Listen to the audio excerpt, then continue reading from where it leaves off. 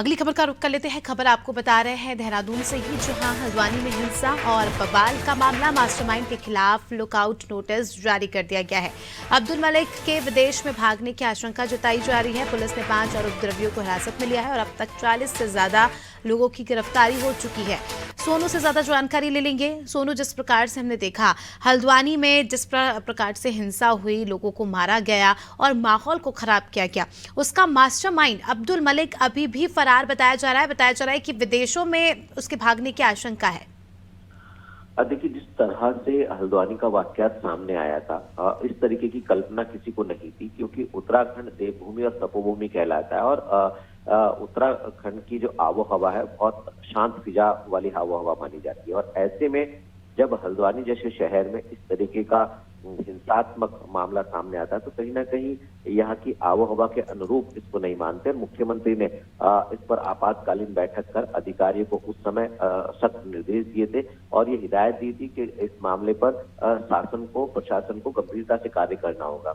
और चूंकि उसके बाद लगातार जब ये मामला सामने आया, जिस तरह से आगजनी हुई, जिस तरह से हिंसात्मक घटना को अंजाम तक दिया गया, तो लगातार शासन प्रशासन ने कर्फ्यू लगाने के बाद इस पर कंट्रोल करने की कोशिश की। धीरे धीरे जो कंट्रोल किया गया और बाद में फिर इसमें जो संदिग्ध लोग हैं उनकी धरपकड़ शुरू की गई, मोबाइल फोन जब्त किए गए और जो भी इस तरीके के सोशल मीडिया पर मैसेज फॉरवर्ड किए जा रहे हैं उन पर कंट्रोल किया गया। इंटरनेट सेवाएं ठप कर दी गई थी। अब इंटरनेट सेवाओं को भी धीरे धीरे परीक्षण के बाद जो है शुरू किया जा रहा है, बहाल किया जा रहा है। और इसके साथ साथ जहां पर आगजनी हुई थी वहां की स्थिति को भी सुधारा जा रहा है, थाने की भी कायाकल्प की जा रही है, यानी रिपेयर की जा रही है।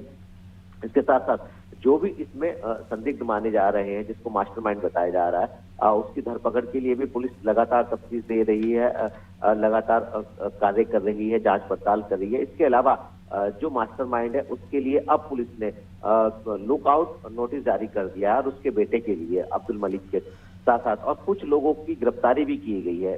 गिरफ्तारी की अगर हम बात करें तो 40 से ज्यादा लोगों की अभी तक गिरफ्तारी की जा चुकी है और जहां पर भी जिस पर भी संदेह हो रहा है पुलिस को, उसको हिरासत में लेकर के पूछताछ की जा रही है। पूछताछ के आधार पर ही गिरफ्तारी की जा रही है। तो कहीं ना कहीं अब स्थिति कंट्रोल में है और जो कर्फ्यू का दायरा था उसको भी कम किया जा रहा है और लोगों को जो वस्तुएं की आवश्यकताएं पड़ रही हैं उनको उपलब्ध भी कराया जा रहा है। तो शासन ने पूरी तरह से अब स्थिति को अपने हाथ में ले लिया है और आने वाले समय में हम देखेंगे जो हालात है पूरी तरह से सामान्य होते हुए नजर आएंगे। बिल्कुल सोनू, अगर हम बात करें उन 5 उपद्रवियों की जिनको पुलिस ने हिरासत में लिया है, उनसे पूछताछ में कोई खुलासे हुए, उनसे कुछ बातें सामने निकल कर आई?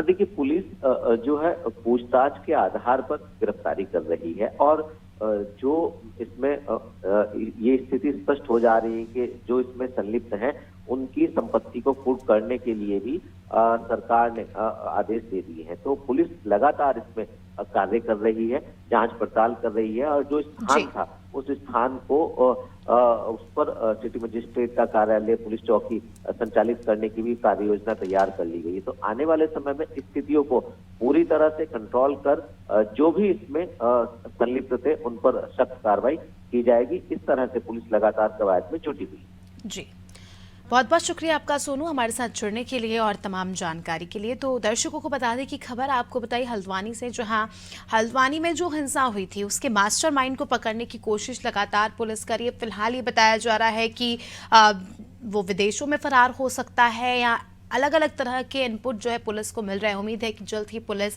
इस पूरी हिंसा के मास्टरमाइंड को पकड़े, क्योंकि जिस प्रकार की तस्वीरें हमारे सामने आई थी वो काफ़ी ज़्यादा भयावह थी और ये बहुत ज़रूरी हो जाता है कि आरोपी के खिलाफ उचित कार्रवाई हो।